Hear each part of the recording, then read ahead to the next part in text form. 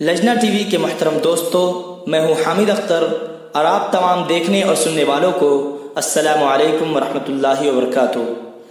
دوستو، ویڈیو شروع کرنے سے پہلے عرض کرتے چلیں کہ حسب روایت اگر آپ ہمارے اس چینل پر نئے ہیں تو ہمارے اس چینل کو سبسکرائب کیجئے اور ساتھ میں موجود گھنٹی کے بٹن کو دبانا نہ بھولیے، اور مزید درخواست ہے کہ اگر یہ ویڈیو آپ کو نفع بخش ثابت ہو تو اس ویڈیو کو ضرور لائک کریں۔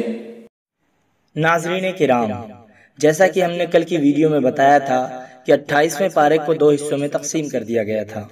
آج دوسرا حصہ آپ کی خدمت میں پیش کیا جا رہا ہے۔ ناظرین، اگلی سورت ہے سورۃ المنافقون، جس کے بارے میں ہم تذکرہ کریں گے۔ سورہ منافقون مدنی ہے، اس میں 11 آیات اور 2 رکوع ہیں۔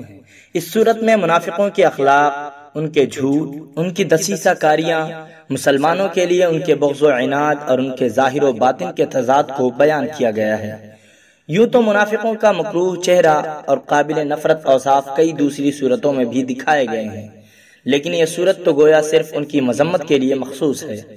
صورت کی ابتدا ہوتی ہے منافقین کی صفات کے بیان سے، جن میں نمایاں ترین صفات جھوٹ، مکر، دھوکہ اور ظاہر و باطن کا تضاد تھا۔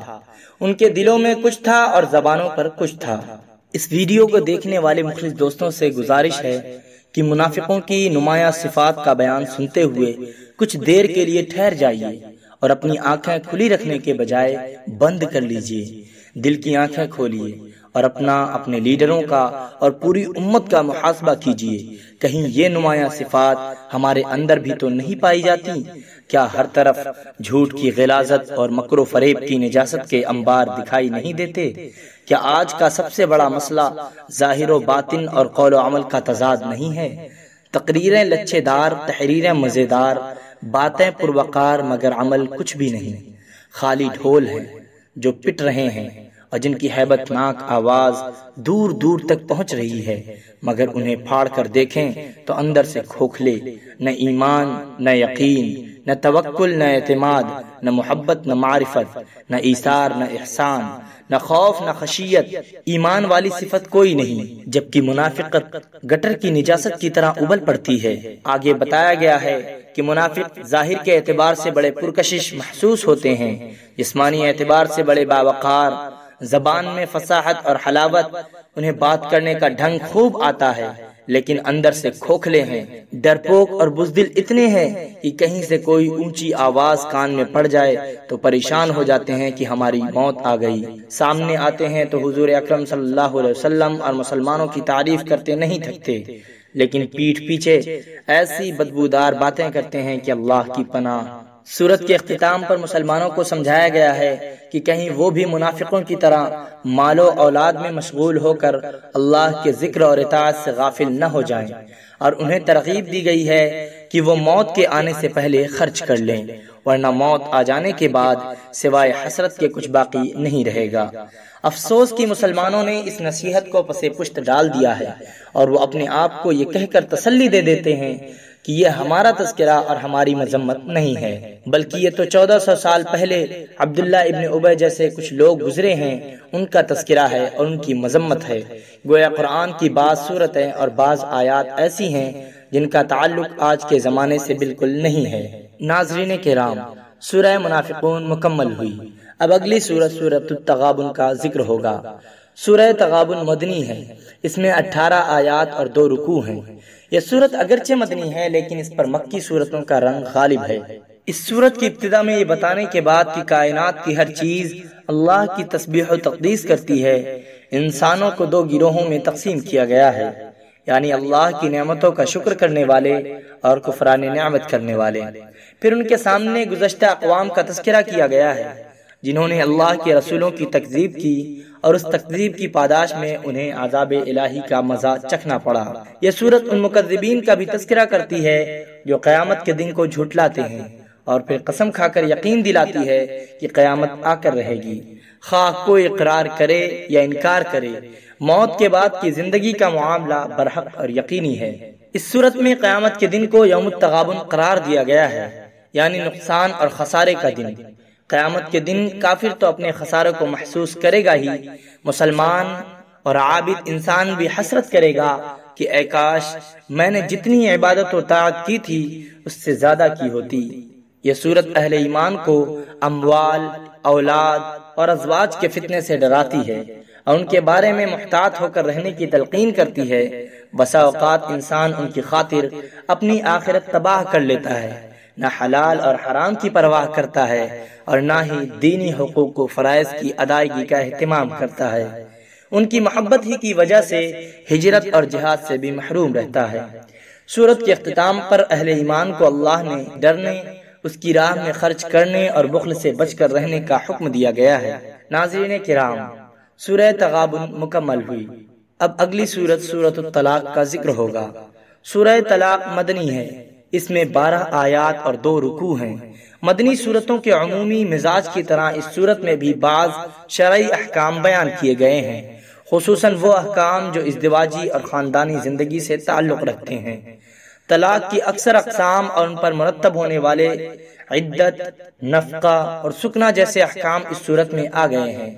سورت کی ابتدا میں طلاق کا شرعی طریقہ بتایا گیا ہے۔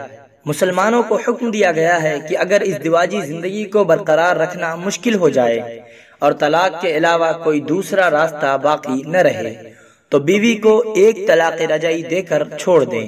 یہ طلاق ایسے طہر میں ہونی چاہیے جس میں بیوی کے ساتھ جماع نہ کیا ہو۔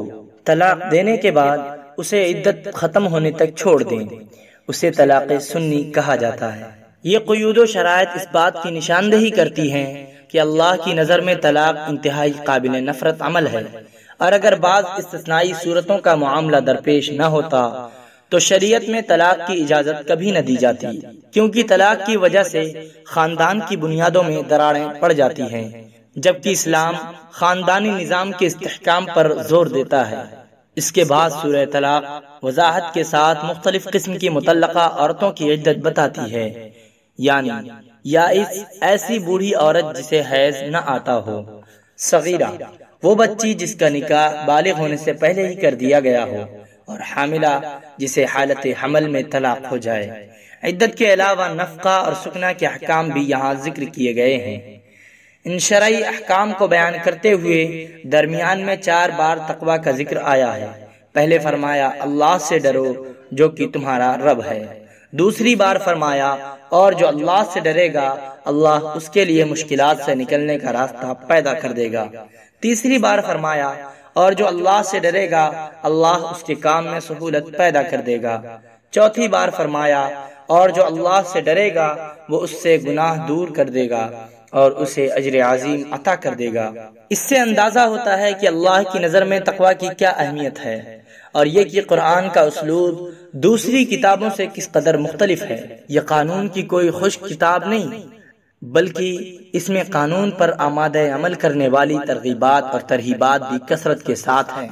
سورت کے اختتام پر اللہ کے مقرر کردہ اور نازل کردہ احکام کی پامالی اور مخالفت سے سختی کے ساتھ منع کیا گیا ہے، اور عبرت کے لیے ان امتوں کا ذکر کیا گیا ہے جنہوں نے سرکشی اختیار کی تو وہ عبرتناک عذاب اور سزاؤں کے مستحق ہو گئیں۔ آخری آیت میں ارض و سما کی تخلیق میں قدرت الہیہ کی طرف اشارہ ہے۔ ناظرین کرام، سورہ طلاق بھی مکمل ہو گئی۔ اب 28ویں پارے کی آخری سورت سورۃ التحریم کا ذکر ہوگا۔ سورہ تحریم مدنی ہے، اس میں 12 آیات اور 2 رکوع ہیں۔ اس سورت میں جو احکام مذکور ہیں ان کا زیادہ تر تعلق بیت نبوت یعنی امہات المؤمنین اور ازواج مطہرات رضی اللہ عنہم کے ساتھ ہے۔ اس سورت کی پہلی آیت میں جس واقعے کی طرف اشارہ ہے اس کا تعلق خود حضور اکرم صلی اللہ علیہ وسلم کی ذات کے ساتھ ہے، جب آپ نے اپنی لونڈی ماریہ قبطیہ یا شہد کو اپنے اوپر حرام کر لیا تھا۔ چنانچہ بڑے محبت آمیز انداز میں عتاب ہوا اور فرمایا گیا، اے پیغمبر، جو چیز اللہ نے تمہارے لیے جائز کی ہے تم اس سے کنارہ کشی کیوں کرتے ہو؟ کیا اس سے اپنی بیویوں کی خوشنودی چاہتے ہو؟ اور اللہ بخشنے والا رحم کرنے والا ہے۔ جب آپ صلی اللہ علیہ وسلم نے تحریم کا یہ راز اپنی ایک زوجہ مطہرہ حضرت حفصہ رضی اللہ عنہا کو بتا دیا تو انہوں نے حضرت عائشہ رضی اللہ عنہا کے سامنے یہ راز افشا کر دیا، جس سے آپ کو سخت صدمہ ہوا، یہاں تک کہ آپ نے بعض ازواج کو طلاق دینے کا ارادہ فرما لیا۔ لیکن اسے عملی جامہ پہنانے کی نوبت نہیں آئی۔ اللہ نے بھی ان ازواج کو تنبیہ کرتے ہوئے فرمایا، اگر پیغمبر تم کو طلاق دے دیں تو تعجب نہیں کہ ان کا پروردگار تمہارے بدلے ان کو تم سے بہتر بیویاں دے دے۔ اس کے بعد سورت ایمان والوں کو حکم دیتی ہے کہ اپنے آپ کو اور اپنے اہل و عیال کو آتش جہنم سے بچاؤ، اور یہ کہ اللہ کے آگے صاف دل سے توبہ کرو۔ سورت کے اختتام پر دو مثالیں بیان کی گئی ہیں۔ پہلی مثال کافرہ بیوی کی ہے۔ مومن صالح سے مراد حضرت نوح علیہ السلام اور کافر سے مراد فرعون ہے۔ ان دو مثالوں سے ظاہر ہوتا ہے اگر انسان خود مومن اور صالح نہ ہو تو اسے کسی مومن کی قرابت اور حسب و نسب کچھ بھی فائدہ نہیں دے سکتا۔ ناظرین کرام، 28واں پارہ مکمل ہوا۔ انشاءاللہ آج سے ہم آپ کی خدمت میں ایک ایک سورہ کا خلاصہ پیش کریں گے تاکہ اس میں آپ حضرات کو سننے میں آسانی ہو جائے۔ اب آپ سے رخصت چاہتے ہیں۔ السلام علیکم ورحمۃ اللہ وبرکاتہ۔